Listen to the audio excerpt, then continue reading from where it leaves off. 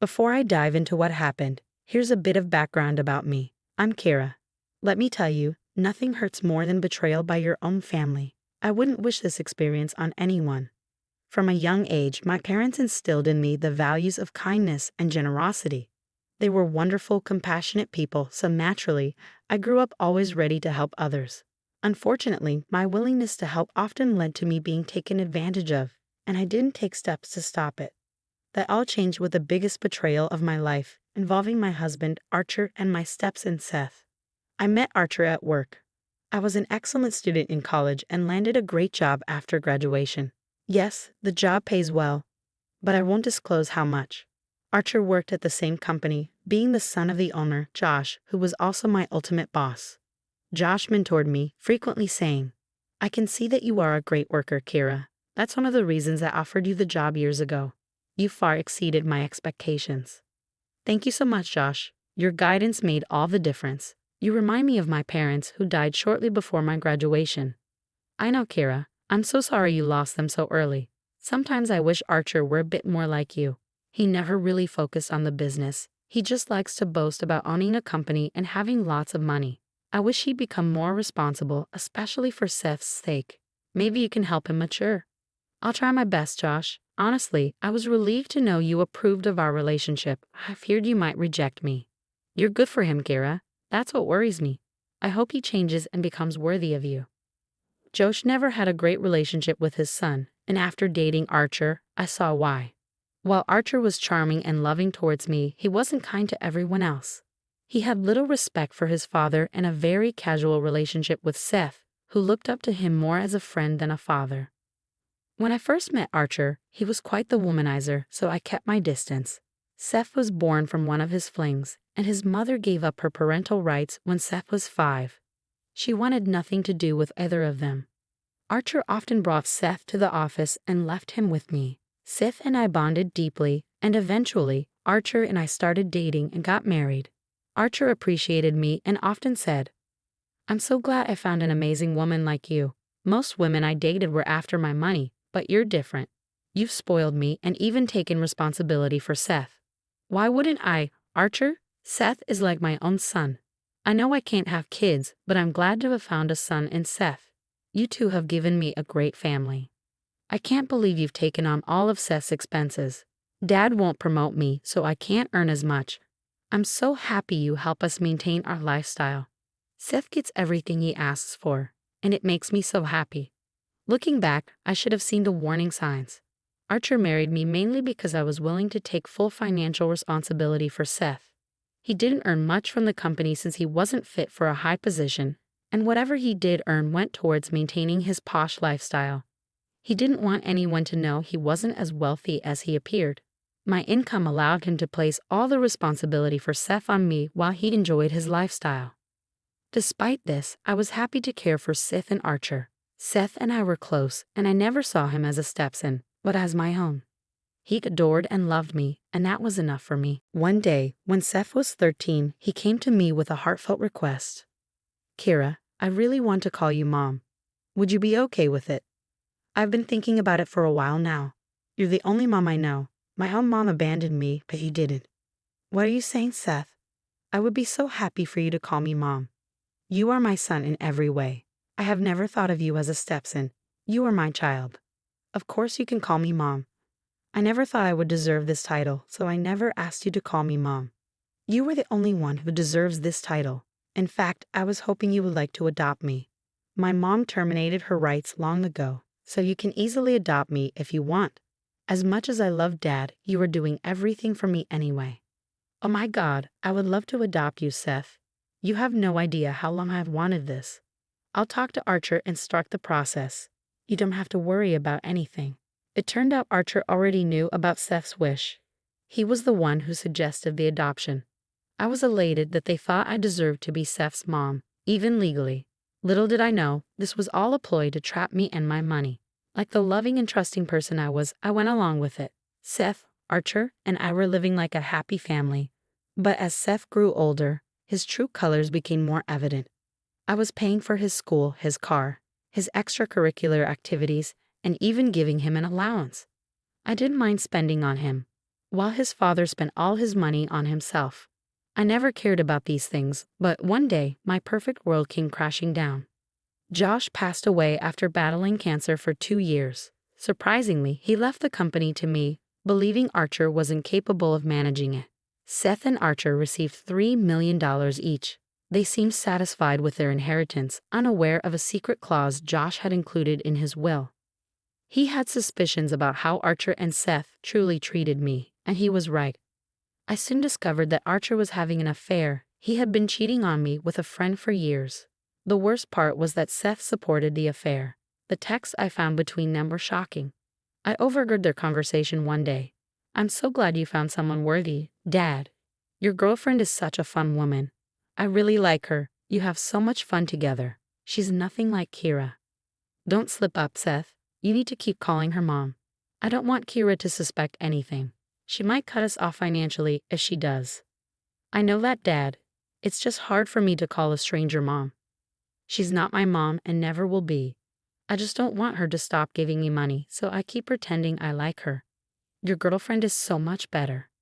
We need to keep up this facade, Seth. We can't let her doubt anything. Money is important to both of us. We have $6 million now. Why don't we just get rid of this woman? You can marry your girlfriend instead. We don't need Kira in our life anymore.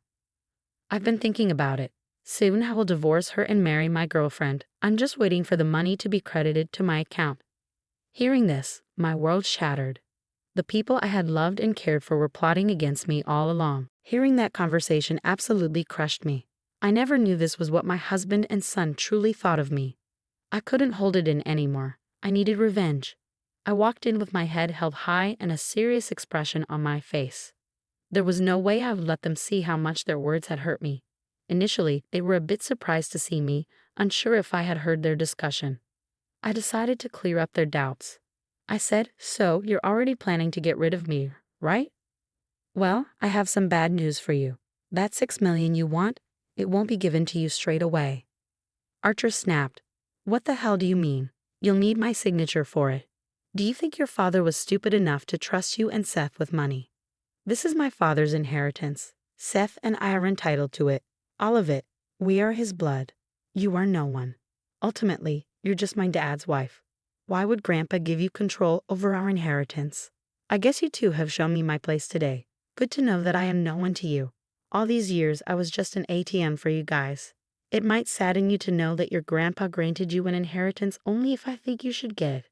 After I give my signature to the estate manager, he'll transfer the money to you." No, that's not possible. Dad would never do that to us. Why don't you actually read the will properly to see what it says? I know you two saw $6 million and just started to celebrate. Here, I have a copy of the will ready just for you two. I handed them the copy and waited as they read through it. They went pale, unable to believe their eyes. Inside, I was laughing, but I maintained my composure. Despite their betrayal, it still hurt, and I didn't want them to see how much they affected me. I watched silently as Archer and Seth tried to comprehend the will. When the truth finally dawned on them, they said, "I see that Dad put you in charge of everything.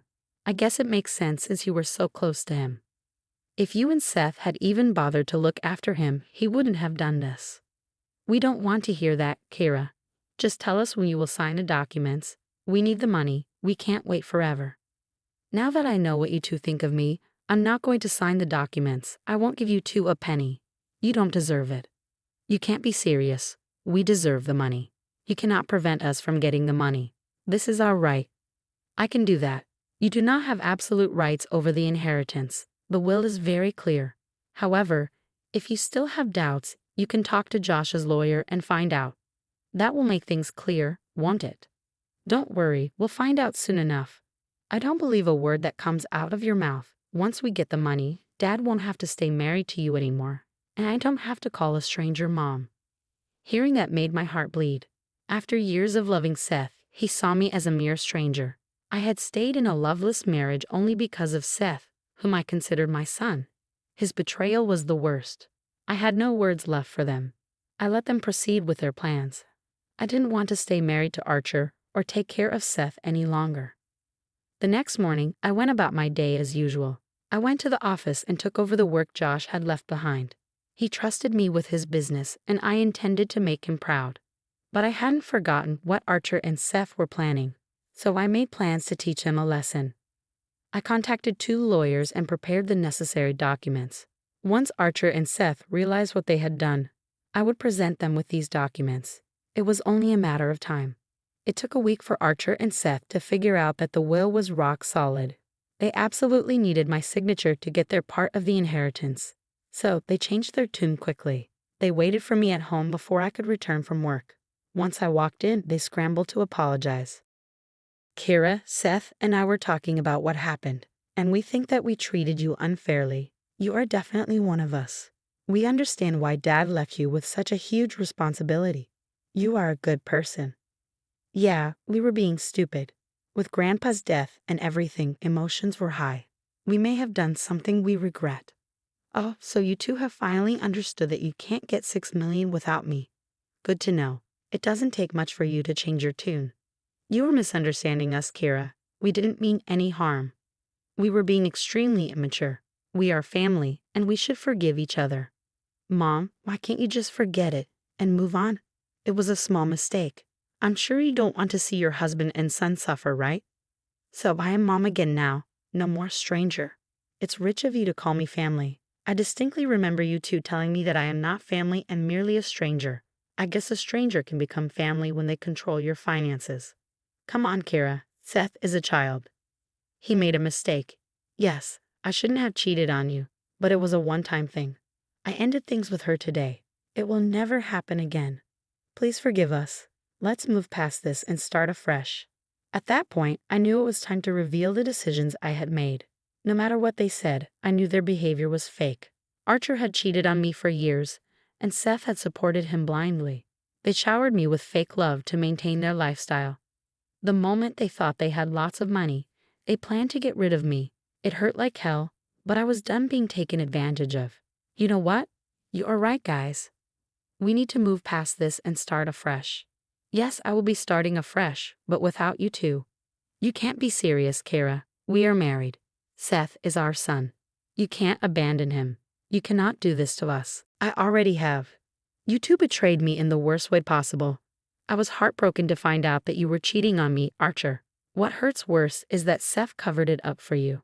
Seth pleaded, I know I made a mistake, Mom. I didn't know any better. You need to forgive me. Absolutely not, Seth. I'll never forgive either of you. In fact, here are some things that I have already done. I handed them a folder. I have filed for divorce. The folder contains the divorce papers and an eviction notice. You have 1 month to vacate my house. I'm done being exploited. Seth and Archer looked extremely panicked when they saw the papers. Archer started to shake while Seth had tears in his eyes. No, those emotions were not from losing me. They were just anxious that I wouldn't give them the inheritance, and they were right. They said, You can't divorce me, Kira. I won't allow it. What about my inheritance? What will happen to that? You need to sign it over to me.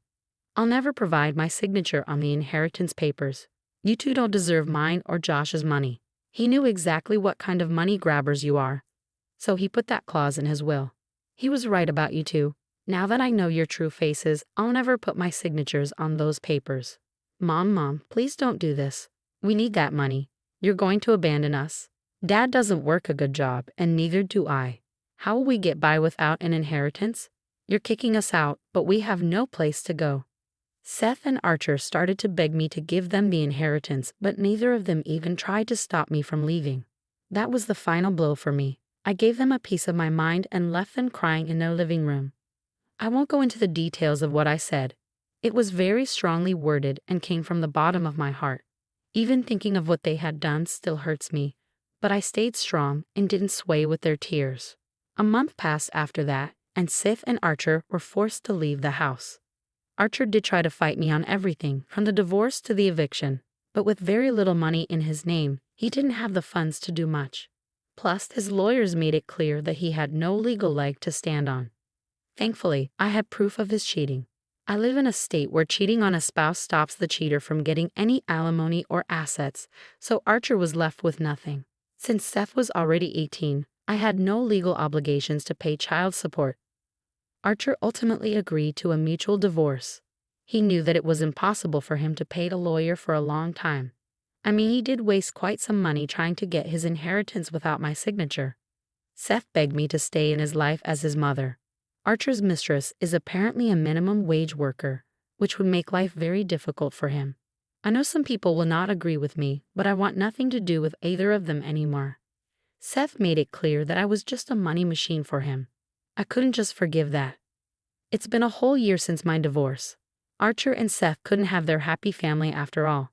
The mistress ran as soon as she realized that Archer had no money. Archer and Seth now live in a small apartment. Seth was forced to get a job because his father refused to fund his life. The two now have a very sour relationship and rarely speak to each other. They did try to contact me, but I rejected both of their attempts. I have moved on with my life. I'm seeing someone much better than Archer. We're taking things slow, so wish me luck that I can have a better life away from toxic people.